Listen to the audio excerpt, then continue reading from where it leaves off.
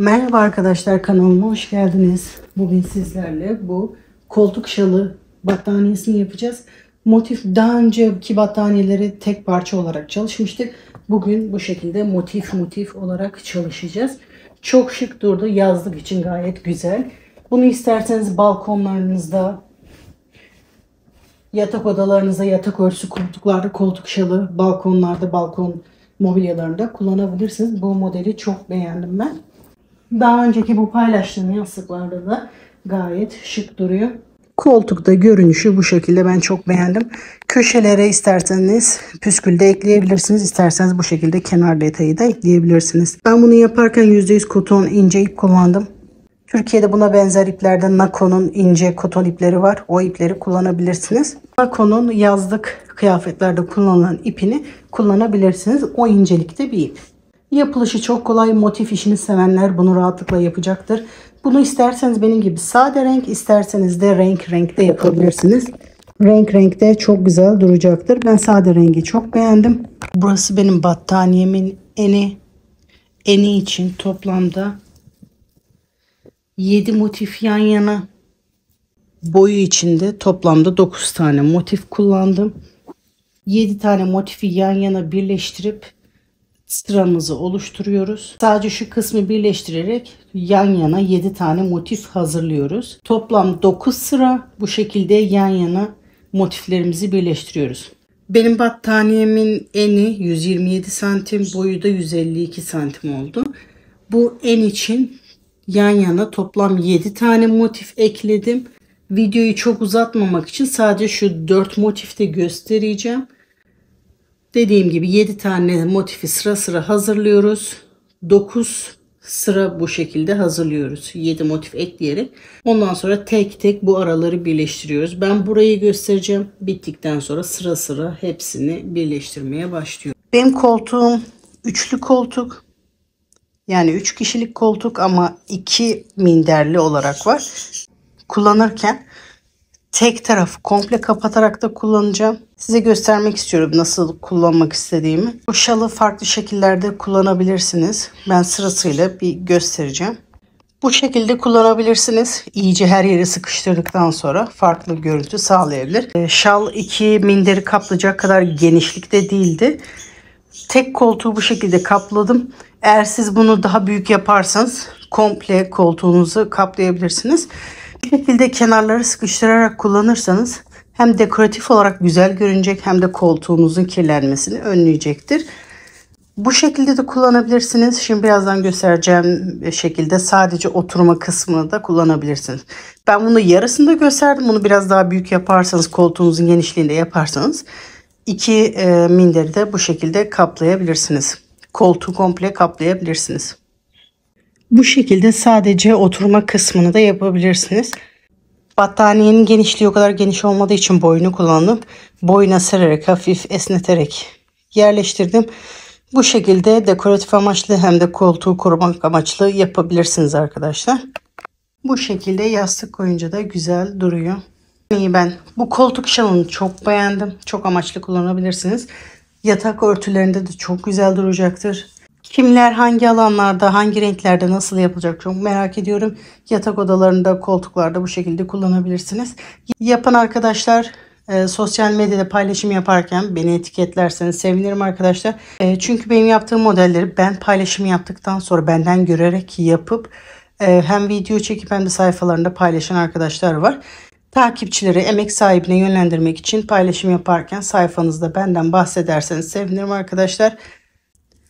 Bu her motifi yaparken kenar oyası ile birlikte yaklaşık 50 metre ip gitti her motife. Bunu ne kadar büyüklükte yapmak istiyorsanız hesaplayarak yapabilirsiniz. Her motife benim yaptığım ip ve tığla bu kadar sırada 50 metre ip gitti. Kaç motif yan yana yapacaksanız enine boyuna ona göre hesaplayarak yapabilirsiniz. Belki bu sizin ipinizle elinizle bu ölçü farklı olabilir. O yüzden bir motif yaparak ne kadar ip gittiğini gözünüze kestirerek devamını getirebilirsiniz. Salaş kullanmayı sevenler bu şekilde salaş olarak da dekoratif amaçlı da kullanabilirsiniz. Bunu yaparken gevşek yaparsanız bu şekilde güzel duruyor. Bu daha sıkı, o daha salaş yapılmış. O yüzden yaparken elinizi sık tutmazsanız daha iyi görünüme sahip olabilirsiniz. Kenar detayını isterseniz bu şekilde benim gibi yapabilirsiniz. İsterseniz sadece köşelere püskül de takabilirsiniz. Kanalıma hala abone değilseniz kanalıma ücretsiz abone olabilir. Sıradaki videolardan anında haberdar olmak için zile basabilirsiniz arkadaşlar. Videoma destek için beğen ve yorum yapmayı unutmayalım. Sosyal medyada paylaşım yaparken gönderinin altında benim sayfamdan bahsederseniz hem sayfama destek olmuş olursunuz hem de modeli yapmak isteyen arkadaşlara fikir olmuş olur. Şimdi modelimizin yapılışına geçebiliriz. Fatma Hobi Instagram hesabımda etiketler bölümünü açtım. Yaptığınız modelleri beni etiketleyerek orada görünmesini sağlayabilirsiniz. Hem ben sizin neler yapmış olduğunuzu görürüm. Hem de benim sayfama girip etiketler bölümünde kimler ne yapmış, hangi ipi kullanmış diye. Hem onlara fikir olur hem de sizin sayfanız için faydalı olabilir. Yaptığınız modellere etiketlerinizi bekliyorum. Paylaşım yapan arkadaşlara etiketlerini bekliyorum. Bu modeli yaparken ben şu şekilde ince koton ip kullandım bu sefer. Amerika'da olan arkadaşlarım bu marka ipi kullanabilirler. Bunu Can Fabrik mağazasından aldım. Türkiye'deki arkadaşlarım bu ipi kullanabilirler. Ben bunu yaklaşık 2 yıl önce falan almıştım. O zaman sadece Nako Salore yazıyordu. Ama şimdiki yeni paketlerde Nako Salore Amigurumi yazıyor. O ipi kullanabilirsiniz. Ben bu ipi aldığımda bunda 380 metre ip varmış ama yeni paketlerde sanırım 300 metre ip var. Onu göz önünde bulundurarak sipariş verebilirsiniz. Kalınlıkları birbirine çok yakın. Şu şekilde göstereyim. Nako Salore benim kullandığım ip. Bir tık ince Nako Salore. Ben bu ekru iple yaparken 2.75 mm tığ kullanacağım. Bu ip ince olduğu için 2.5-2.25'te kullanabilirsiniz. Tığ numaralarınızı değiştirerek deneyin. Dediğim gibi bu ipi de kullanabilirsiniz. En yakın ip şu anda bu. Bu iplerden hepsi burada hesabıma ekledim. Oradan bakabilirsiniz. Bu ip için Amazon hesabıma, bu ip için hepsi burada hesabıma bakabilirsiniz. Aşağıda açıklama kısmında linklerini ekleyeceğim. Oradan bakabilirsiniz. Ayrıca beni oradan da takip ederseniz sevinirim arkadaşlar. Bu şekilde bir motife ve çevresini birleştirme aşamasında olan zincir kısmına bir motife yaklaşık 50 metre ip gidiyor. Benim yaptığım bu tığ numarasıyla bu iple bir motife etrafındaki zincirle 50 metre ip gidiyor. Bu ipte biraz farklı olabilir. Ölçüsü biraz daha küçük olabilir. Onu bir motif denedikten sonra yaklaşık ne kadar gideceğini gözünüze kestirebilirsiniz. Şimdi modelin yapılışına geçebiliriz. Ben motiflerin daha düzgün durması için böyle motif gerdirici ahşap kullandım. Bundan hem Amazon hesabıma hem de hepsi burada hesabıma ekledim. Oradan alabilirsiniz. Gerçekten çok işe yarıyor. Motiflerin böyle tam şeklini almasını sağlıyor. Bu ahşaplardan kullanmanızı tavsiye ederim. Eğer bundan yoksa da bir yastığın üzerinde toplu iğneler takarak da bunu gerdirebilirsiniz. Ama sürekli çıkıyor. Çok durmuyor. Bunu kullanmanızı tavsiye ederim. Aşağıdaki linkten alışveriş yapabilirsiniz. Şimdi motife sihirli halkayı yaparak başlıyorum. Kısa ipi orta parmağımdan önden arkaya doğru doluyorum. Birleşim noktasından sıkıca tutuyorum. Tığımı bu sardığım ipin altından beri geçiriyorum. İpimi oradan alıyorum ve bir zincir atıyorum. İpimi burada sabitleştiriyorum. Şimdi bu halkanın içine trabzanları yaparak doldurmaya başlıyoruz. 1, 2, bir de başlangıçta sabitlemek için çekmiştim. Toplamda 3. Şimdi bu benim ilk trabzanım sayılıyor. Bununla birlikte toplamda 24 tane trabzan yapacağım. Bu 1. Normal ikili trabzan yapıyorum. 2, 3, 4, 5, 6, 7. Bu şekilde halkanın içine toplamda 24 tane trabzan yapıp geliyorum. Toplamda 24 tane trabzan yaptım. Halkamı iyice sıkıyorum şu anda. Şimdi ilk sıramı birleştiriyorum. Bu zincir yaptığım yerin oradan beri batarak sonuncu zincirin oradan ipimi alıyorum. İlmeğin içinden geçirerek burada sıramı sabitliyorum. Şimdi ikinci sıraya başlıyoruz. 3 zincir. Direkt bu köşelerden başlayacağım. Bu köşeden bitmesi için köşeden başlayacağım. Normalde 3 buraya, 3 buraya toplam 6 tane trabzan yapıyoruz. Ama ben şu anda tek tarafını yapacağım ki sıra bitiminde ortada bitmek için. 3 zincir benim ilk trabzanım. Aynı battığım yere batarak 2 trabzan daha yapıyorum. Toplamda 3 yaptım. Sıra sonunda 3 trabzan daha yapacağım. Hiç zincir çekmeden sıradaki trabzanın tepesine batarak bir trabzan yapıyorum. Sıradaki trabzanın üzerine batarak bir trabzan yapıyorum. Bu şekilde toplam 5 tane tekli trabzan yapacağız. Bu ikinciyi yaptım. Şimdi üçüncünün üzerine batarak yapıyorum. Dördüncünün üzerine batarak bir trabzan yapıyorum. Beşinci trabzanın üzerine batarak bir trabzan yapıyorum.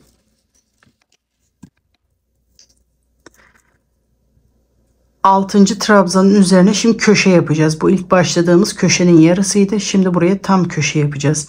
Yani sıradaki trabzanın içine batarak aynı trabzanın tepesinde 3 tane trabzan yapıyorum. 2 ve 3. Aynı boşluk içerisinde 3 tane trabzan yaptım. Arada köşe için 3 zincir. Aynı delik içerisinde tekrar 3 trabzan daha yapıyorum. Burası köşe olduğu için. Aynı boşluk içerisinde 1 2 ve 3. Tığıma doluyorum. Hiç zincir çekmeden sıradaki trabzan tepesine giderek bir trabzan yapıyorum. Tığımı doluyorum. Sıradaki trabzan tepesine bir trabzan yapıyorum. İkinci, bu şekilde toplam buradaki gibi 5 tane yapıyorum. 2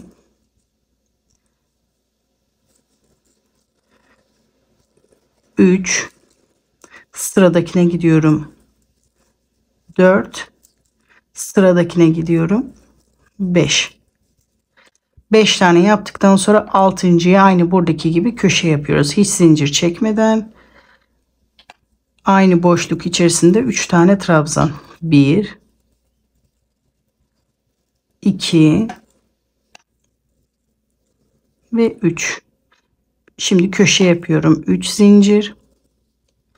Tekrar aynı boşlukta 3 trabzan daha yapıyorum. 1 2 ve 3. Şimdi aynı buradaki gibi sıra sonuna kadar yapalım. Bu şekilde toplam 3 tane olacak. Dördüncüyü sonunda yapacağız. Sıra sonuna kadar geldim. 5 tane tekli trabzan yaptım. Şimdi buradaki köşeyi tamamlamak için aynı boşluk içerisinde 3 trabzan daha yapacağım. Hiç tığıma doluyorum. Hiç zincir çekmeden aynı battığım boşluğun içinde 3 trabzan daha yapıyorum. 1 2 ve 3. Şimdi aradaki 3 zinciri yapmaya çalışacağız. Şimdi bu aradaki 3 zinciri yapacağız. Hem de ortada bitmek istiyorum. O yüzden bir zincir, buradaki zincirin tepesine batarak bir sık iğne yapıyorum. Bu şekilde de hem ortadan başlamış oluyorum hem de sıramı birleştirmiş oluyorum. 3 zincir çekerek yeni sıraya başlıyorum ve bu benim ilk trabzanım oluyor. Aynı buradaki gibi yarısını şu anda yapacağız, yarısını sıra bitiminde yapacağız. Bu benim ilk trabzanım. Şu anda hep köşelere yapacağız. Boşluk içerisinde 2 trabzan daha yapıyorum ve toplamda 3 yapıyorum. 1 2 trabzan yaptım ve başlangıçtakiyle toplamda 3 oluyor. Bu modeli yaparken bu aralarda hiç zincir çekmiyoruz. Tığıma doluyorum. 1 2 3. Bu zincir bizim ilk trabzanımız sayılıyor. 1, 2, 3. boşlukta 3 tane trabzan yapıyoruz. 1, 2 ve 3. Tığıma doluyorum hiç zincir çekmeden. 1, 2, 3.'ünün üzerine 3 tane trabzan yapıyorum. 1, 2 ve 3. Tığıma doluyorum. 1, 2, 3. 3. trabzanın üzerine 3 tane trabzan yapıyorum. 1, 2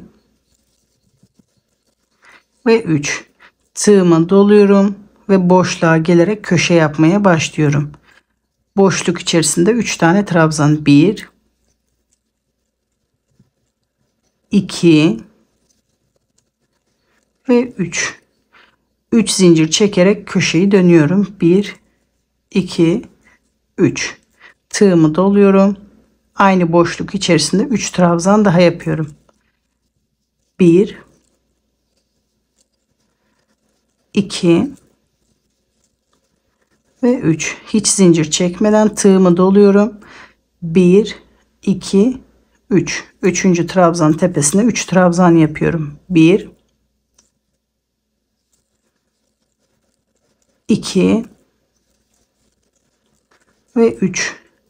Hiç zincir çekmeden tığımı doluyorum. 1, 2, 3. 3. trabzan tepesine 3 trabzan yapıyorum. 1,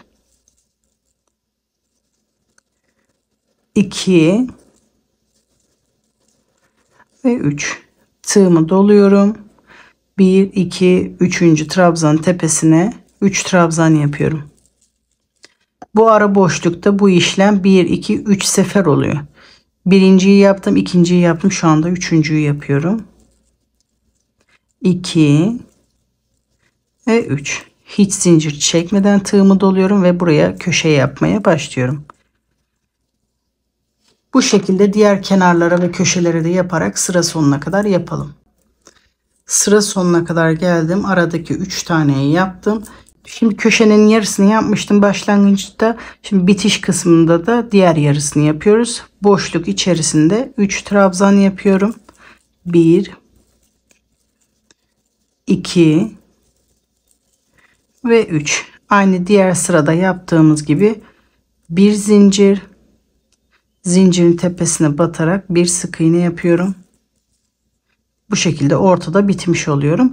Köşeye aynı şekilde her sırada köşeye aynı şekilde başlıyoruz. 3 zincir, aynı boşluk içerisinde, bu köşe olarak yaptığımız boşluğun içerisinde 2 trabzan daha yapıyorum. 1, 2. İlk zincirle birlikte toplamda 3 oluyor. Şimdi bu sıralarda da hiç aralarda zincir çekmiyorum. Tığımı doluyorum. Artık bundan sonrası kolay oluyor. Boşluklara batıyoruz. Bu 2 trabzanlı yerin arasına batarak 3 trabzan yapıyorum.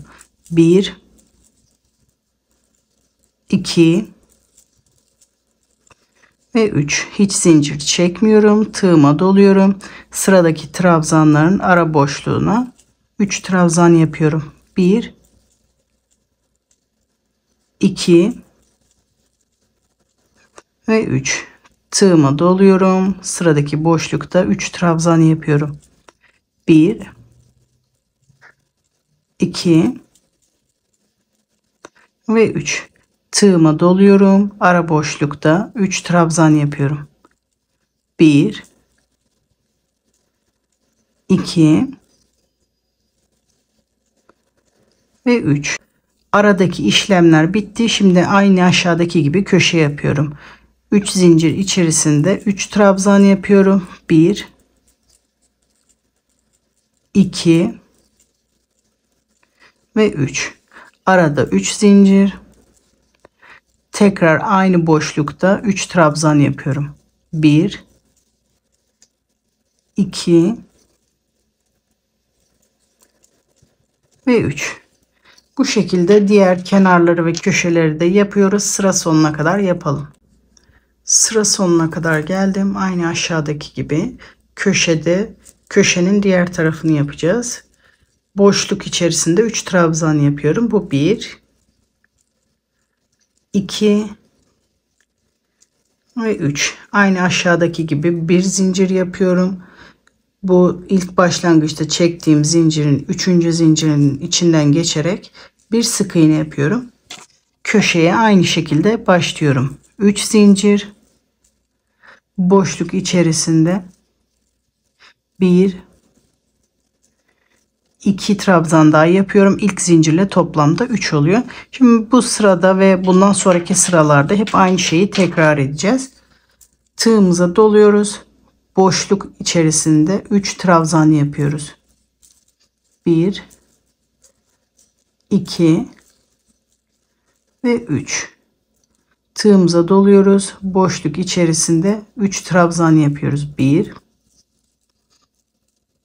2 ve 3. Bu şekilde aynı son sırayı tekrar ederek bunu yapmak istediğimiz büyüklüğe kadar yapıyoruz. Bu şekilde sıra sonuna kadar yapalım. Motifimizi istediğimiz büyüklüğe kadar yapabiliriz. Ben toplamda bu ortadan başlayarak 1, 2, 3, 4, şu anda 5. sıradayız. Toplamda ben 7 sıra yaptım. 1, 2, 3, 4, 5, 6, 7. İpiniz ince ise motifleri daha büyük yapmak istiyorsanız bunu istediğiniz sıraya kadar yapabilirsiniz. Eğer ipiniz kalınsa motifleri biraz daha küçük yapmak istiyorsanız daha az sırayla yapabilirsiniz. Bunu kendiniz ayarlayabilirsiniz. Benimki gibi yapmak istiyorsanız bu ortadan beri toplamda 7 sıra oluyor. Bu son sırayı tekrarlayarak yapmak istediğimiz büyüklüğe kadar yapalım. Toplamda 7 sırayı yaptım. Sıra sonuna kadar geldim köşeye. Aynı şekilde bir zincir çekip 3. zincirin tepesine batarak bir sık iğne yapıyorum. Bir zincir çekerek ipimi burada kesiyorum. İlk motifi ipimizi kesiyoruz. Bu motif germe ahşabına takıyoruz düzelsin diye. Ya da sonradan ütüleyebilirsiniz. Şimdi ikinci motifi de aynı şekilde yapıyoruz. Köşeye kadar geliyoruz. İpimizi kesmiyoruz. Onu bir sıra birleştireceğiz. İkinci motifi de aynı şekilde yapıyoruz. Köşeye kadar geliyoruz. Bu şekilde ve ipimizi kesmiyoruz. Bunu böyle tek kenarını birleştiriyoruz. Bu şekilde battaniyenin bir sıra birleştireceğiz. Bir sırada sadece bir kenarını birleştiriyoruz. 3 zincir yapıyorum. 1, 2, 3. Şimdi bu köşeye batmış oluyoruz. Aynı şekilde diğer tarafın köşesinden beri tığımı geçiriyorum. İpimi oradan alıyorum. Bir sık iğne yapıyorum. 3 zincir. Sonra tekrar bu tarafa geliyorum. Bu boşluğa batıyorum. Bir sık iğne yapıyorum. 3 zincir. Sonra karşı tarafın sıradaki boşluğuna geçiyorum. Bunu bir bu tarafa, bir bu tarafa, bir bu tarafa, bir bu tarafa batarak yapacağız. Şimdi buraya battım. İkinci boşluğa geliyorum. Boşlukta bir sık iğne yapıyorum. 3 zincir. Sonra tekrar bu tarafa geliyorum. Sıradaki boşlukta bir sık iğne yapıyorum. 3 zincir. Karşıdaki motifin sıradaki boşluğuna giderek bir sık iğne yapıyorum. 3 zincir. Benden taraftaki motifin sıradaki boşluğuna bir sık iğne yapıyorum. Bu şekilde bir bu tarafa, bir o tarafa, bir bu tarafa, bir o tarafa yaparak köşelere kadar yapıyoruz. 3 zincir. Sıradaki boşluğa batıyorum. 3 zincir. Benden taraftaki boşluğa batıyorum. 3 zincir. Karşı taraftaki boşluğa batıyorum. Bir sık iğne. 3 zincir. Benden taraftaki boşluğa batıyorum. 3 zincir. Karşı tarafa. Bu şekilde sıra sonuna kadar yapıyoruz.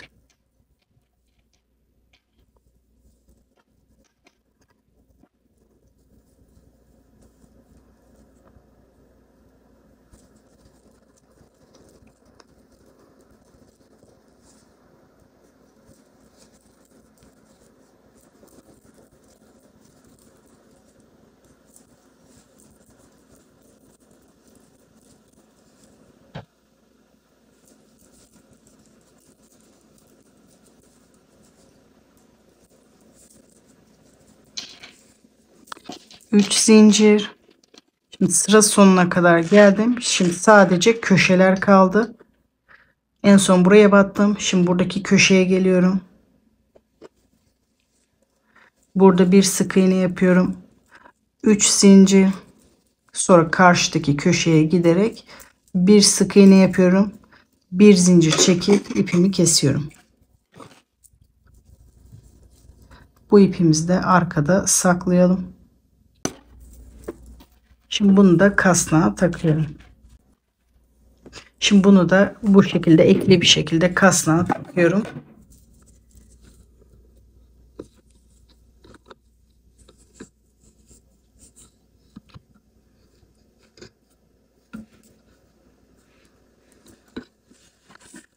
Ek yerinden takmıyorum, bu köşeden.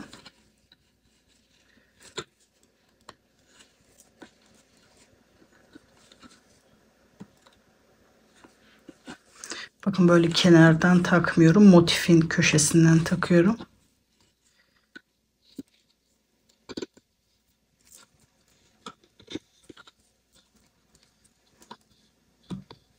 Şimdi aynı şekilde bu yeni yaptığım motifi katlıyorum. Kenarı değil. Bakın kendi motif boşluğundan beri yapıyorum.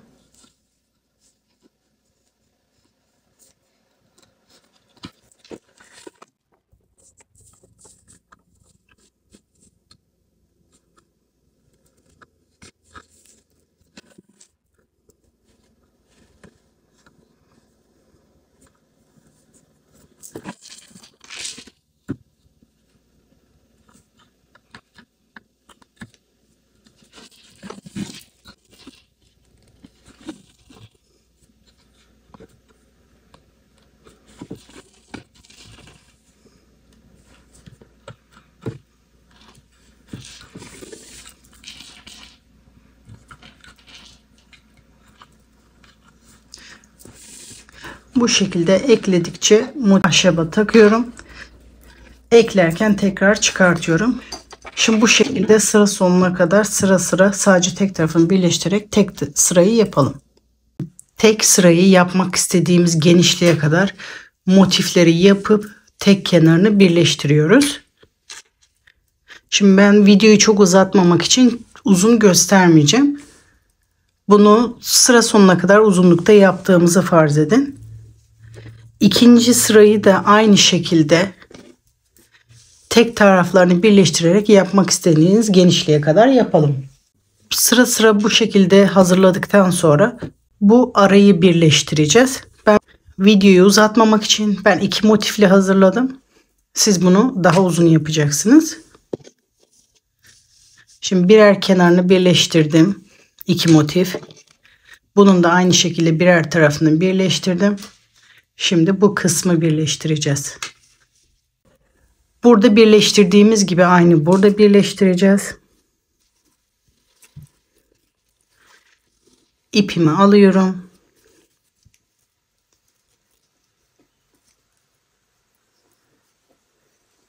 Bir zincir çekiyorum ve köşede ipimi sabitleştiriyorum. 3 zincir. Karşıdaki köşeye gidiyorum. Bir sık iğne yapıyorum. 3 zincir. Benden taraftaki boşluğa geliyorum. Bir sık iğne yapıyorum. 3 zincir. Karşıdaki boşluğa gidiyorum. Bir sık iğne yapıyorum. 3 zincir. Benden taraftaki boşluğa geliyorum. Bir sık iğne yapıyorum. Aynı bu kenarda yaptığımız gibi bir bu tarafa bir bu tarafa batarak bu köşelere kadar gelelim. Köşelere kadar geldim. Benden taraftaki köşeye batıyorum. 3 zincir. Karşıdaki köşeye batıyorum. Şimdi bunu 3 zincir çekip direkt köşelere de gelebilirsiniz. Boşluklara da batabilirsiniz. Şimdi 3 zincir. Bu arada çektiğimiz 3 zincirin oraya batarak boşluğa bir sık iğne yapıyorum.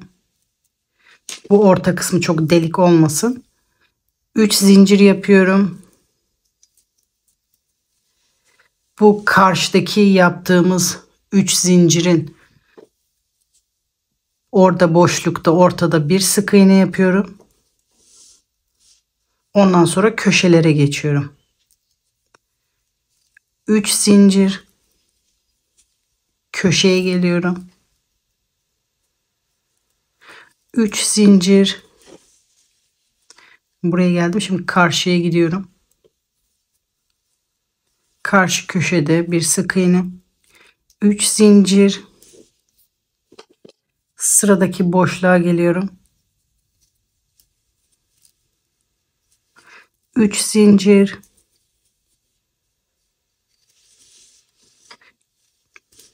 köşenin yanındaki boşluğa yapıyorum.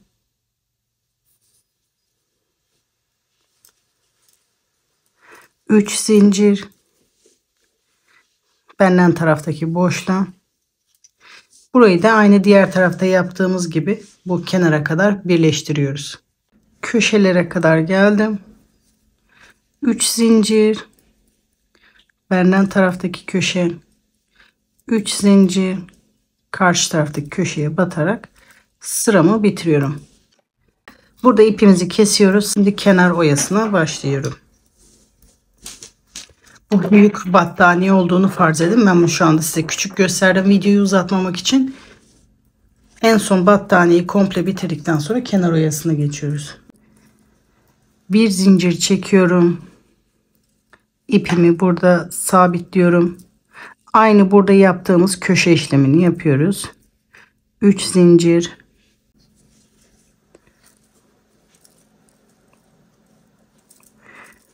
iki trabzan daha yapıyorum.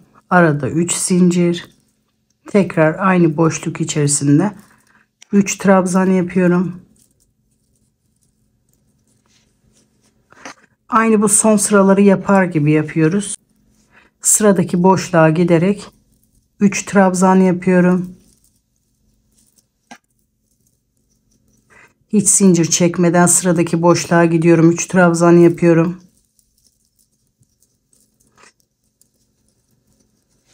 Hiç zincir çekmeden sıradaki boşluğa gidiyorum. 3 trabzan yapıyorum. Aynı bu sıralarda yaptığımız gibi bu köşeye kadar yapalım. Bu ortaya kadar geldim. Bu köşenin oraya da 3 trabzan yapıyorum. 1, 2 ve 3. Bu ortada 3 zincir çektiğim yere de 3 trabzan yapıyorum. 1, 2 ve 3. Sonra bu köşeye geliyorum. Köşenin oraya da 3 trabzan yapıyorum. 1, 2 ve 3. Bu şekilde devam ediyoruz. Sıra sonuna kadar bu boşluklara da yapıyoruz. Köşeyi de yapıyoruz. Başlangıç noktasına kadar, sıra sonuna kadar bu şekilde yapalım. Başladığım yere kadar geldim. Bu zincirin tepesine batarak sıramı birleştiriyorum. İz sürme yaparak bu köşeye kadar geliyorum. Köşeden başlamak istiyorum.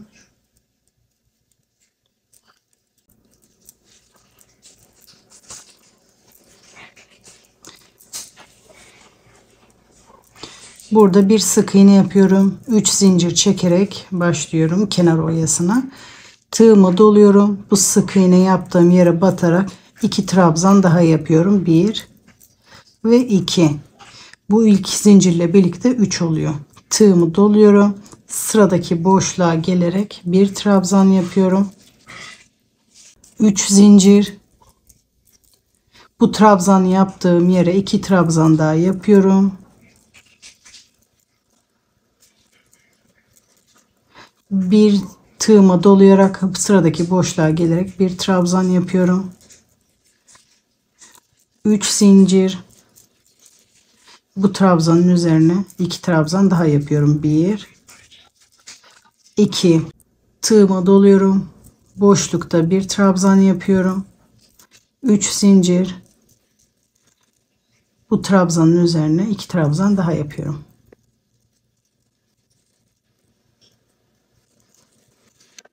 Bu şekilde bütün boşluklara batarak yapıyoruz. Bu köşeye kadar yapalım. Köşede de bir sefer gösterip ondan sonra bitişe kadar aynı olacak. Şimdi köşeye kadar yapalım. Köşeye kadar geldim. Köşede de aynı. Bir trabzan yapıyorum. 3 zincir. Trabzanın üzerine 2 trabzan yapıyorum. Şimdi dönüyorum kenarı. Bu kenara başlayacağım. Tekrar bu köşede bir trabzan daha yapıyorum. Köşeyi dönebilmek için. 3 zincir. Trabzanın üzerine 2 trabzan daha yapıyorum. Tığımı doluyorum. Bu sefer bu kenardaki boşluğa yapmaya başlıyorum. 2 trabzan.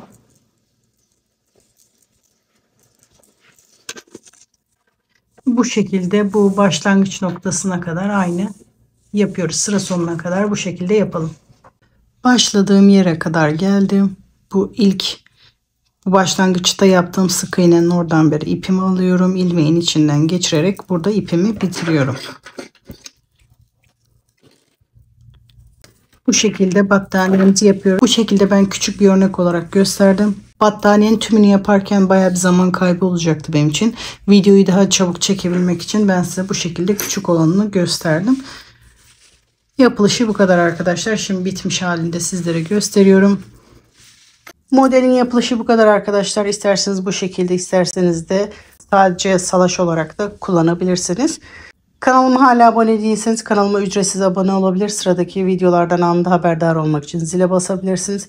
Yapacak arkadaşlara kolay gelsin diyorum.